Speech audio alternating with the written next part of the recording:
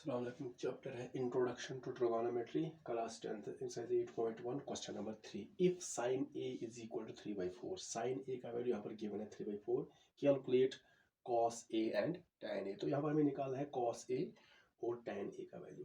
तो यहाँ पर जो भी टे रेशो होता है, साइन कॉस टैन या इसके रेसिप्रोकल्स कोसेक सेक और कॉट, ये एक्चुअली एक राइट ट्रायंगल में दो साइड्स का रेशो दिखाते हैं। जैसे साइन, यहाँ पर साइन किन दो साइड्स का रेशो दिखाता है? साइन जो होता है परपेंडिकुलर बाय हाइपोटेन्यूज, यानी परपेंडिकुलर हाइपोटेन्यूज का रेशो दिखाता है। तो यहाँ पर देखेंगे हम, यहाँ पर एक राइट ट्रायंगल बनाएंगे। जैसे ऐसे बना सकते हैं राइट ट्रायंगल एक। तो यहाँ पर पहले देखना है कि यहाँ पर क्वेश्चन में कौन सा एंगल यूज किया गया है। यहाँ पर ए, यहाँ पर भी ए, यहाँ पर भी ए। तो यहाँ पर ए एंगल यूज किया गया है। तो हमने जो राइट ट्रायंगल बनाया है, हमें लेटर ए का यूज जरूरी करना है। तो लेकिन ये ए कहाँ पर रहेगा? तो ये तो यहाँ पर राइट एंगल हमने बनाया है, ये राइट एंगल है। तो जो ए है, ए तो यहाँ नहीं हो सकता है, क्योंकि हम राइट एंगल पर कोई भी रेशो नहीं निकाल सकते। तो ए जो होगा या तो यहाँ पर होगा या तो यहाँ पर, क्योंकि ये एक्यूट है, ये भी एक्यूट है। तो यहाँ रख सकते हैं या यहाँ, लेकिन यहाँ नहीं। तो यहाँ पर हम कोई भी लेटर यूज कर सकते हैं। ये बी होगा या ये सी होगा, लेकिन ए हमें यहाँ पर इसमें जरूरी लाना है, कहीं या यहाँ पर या यहाँ पर। और बी सी हमने लाया तो कोई भी लेटर बी और सी के बगैर यूज कर सकते हैं। Let A B C be a right triangle, right angled at B, या यहाँ पर सी भी लिख सकते हैं। बी यहाँ पर भी आएगा या सी, लेकिन ए जो होगा ये यहाँ पर आएगा, यहाँ पर आएगा। तो राइट एंगल हम कोई भी ले सकते हैं, बी और सी में कोई भी।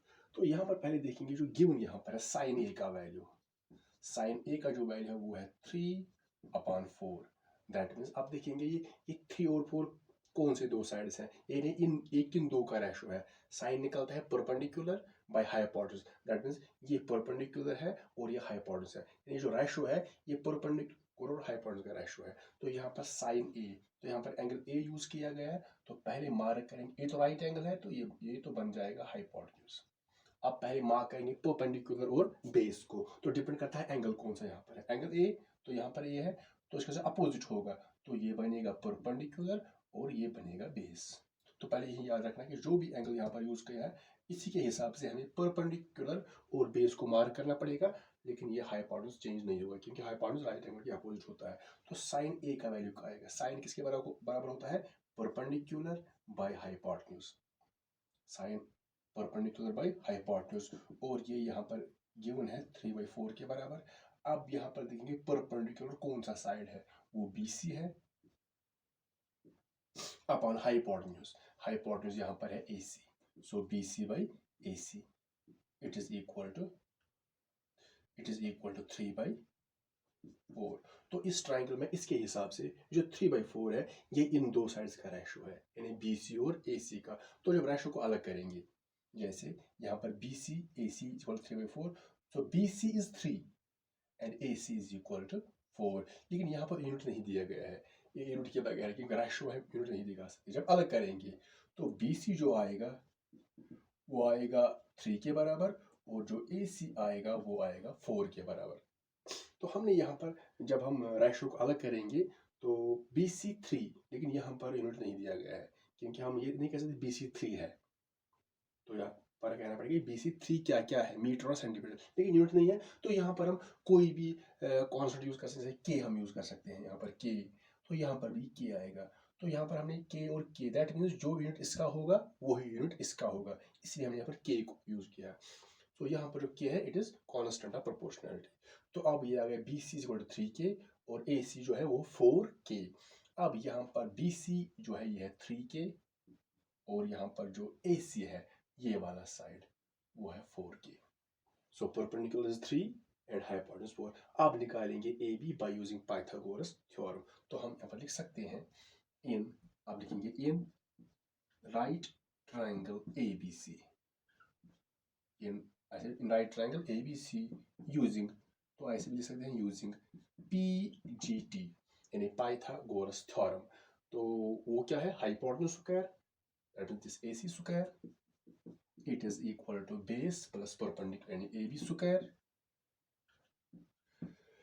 Plus BC square. तो पहले हमने लिखा पाइथागोरस थ्योरम, तो यहाँ पर लिखने की जरूरत नहीं है। अब वैल्यू डालेंगे AC के बदले, तो AC के बदले यहाँ पर है 4, यहाँ लिख सकते हैं AC के बदले आएगा 4K ऐसे होल स्क्वायर, क्योंकि AC के बदले 4K और स्क्वायर फुल वैल्यू को रहेगा। इट इज इक्वल टू, यहाँ पर है AB, तो यहाँ पर AB हमें निकालना है, तो AB स्क्वायर ऐसे ही रहेगा, प्लस है BC स्क्वायर, तो BC का वैल्यू यहाँ पर है 3K, तो 20 के बदले आएगा 3K, लेकिन यहाँ पर है स्क्वायर, लेकिन ऐसे 3 को भी और K को भी। सो 4 स्क्वायर 16, K स्क्वायर ही रहेगा, और स्क्वायर दोनों को है 4 square 16, K square AB square यहाँ पर ऐसे ही रहेगा 3K होल स्क्वायर, ये स्क्वायर 3 को भी है और K को भी, तो 3 square means 3 into 3 that is 9K square. तो अब हम ऐसे लिख सकते हैं 16K square plus 9K square को लेफ्ट में ट्रांसपोज करेंगे तो बनेगा -9K square. It is equal to AB square. So 16 minus 9K square, दोनों लाइक टर्म्स हैं, K square, so 16 minus 9 that is 7K square. It is equal to AB square. तो हमें AB निकालना है, तो हम कर सकते हैं ट्रांसपोज फुल साइड को, AB यहाँ पर आएगा AB square it is equal to 7K square. तो साइन यहाँ पर हमने चेंज नहीं किया, अगर चेंज करेंगे तो फिर वो कैंसिल हो जाएगी। तो हमें निकालना है एक्चुअली AB का वैल्यू। तो जब यहाँ पर ये स्क्वायर कैंसिल होगा तो यहाँ पर आता है स्क्वायर रूट, यानी 7K स्क्वायर, लेकिन plus minus. So AB is equal to plus minus, ये स्क्वायर इस रूट के साथ कैंसिल नहीं हुआ, क्योंकि ये स्क्वायर खाली K के साथ है, 7 के साथ नहीं। अगर 7 के होल स्क्वायर होता तो फिर ये कैंसिल होता। तो पहले हम इसको सेपरेट करेंगे, क्योंकि इनके पीछे मल्टीप्लिकेशन है, तो ऐसे बनेगा square root 7 into square root K square, अब कैंसिल होगा। So AB it is equal to plus minus square root 7K। अब ये जो K है ये स्क्वायर रूट से बाहर है, क्योंकि यहाँ पर कैंसिल हो गया। लेकिन यहाँ पर दो वैल्यू, एक तो पॉजिटिव दूसरा नेगेटिव, तो यहाँ पर लिखेंगे AB जो होगा it is not equal to -7K, because side of a triangle जो होता है, side of a triangle can not be negative. Therefore हम AB का जो वैल्यू लेंगे यहाँ पर positive value, that is square root 7K। अब यहाँ पर ये निकल गया स्क्वायर रूट 7K, ये स्क्वायर रूट 7K, ये यहाँ पर है 4। नाउ हमने थर्ड साइड निकाल दिया, तो अब हम कोई भी रेशो निकाल सकते हैं एंगल A और एंगल C पर। तो हमें निकालना है cos A। यहाँ पर देखेंगे A, यहाँ पर भी A है, यहाँ पर भी A है, यहाँ पर भी A है, तो एंगल सेम है, कहीं पर चेंज नहीं है। दैट मीन्स हमने पहले ये एंगल A पर लिया है, ये परपेंडिकुलर है और ये बेस है, दैट मीन्स ये परपेंडिकुलर और बेस अब चेंज नहीं होगा, क्योंकि एंगल यहाँ पर हर जगह सेम है। तो निकालेंगे cos A का वैल्यू, तो अब निकालेंगे यहाँ पर cos A का वैल्यू। तो cos कैसे निकलता है, cos base by hypotenuse, base तो cos निकलता है बेस अपॉन हाइपोटेन्यूज। जो बेस है वो ये है AB बाई AC, AB यहाँ पर आएगा AB अपॉन AC, वैल्यू डालेंगे AB, इसके बदले है ये 7 स्क्वायर रूट 7 अपॉन 4, लेकिन यहाँ पर K ऊपर भी है K नीचे भी है, तो कैंसिल हो सकता जाएगा, तो ये निकलेगा सिंपल स्क्वायर रूट 7 अपॉन 4। ये cos A का वैल्यू आ गया। तो अब निकालेंगे tan A का वैल्यू।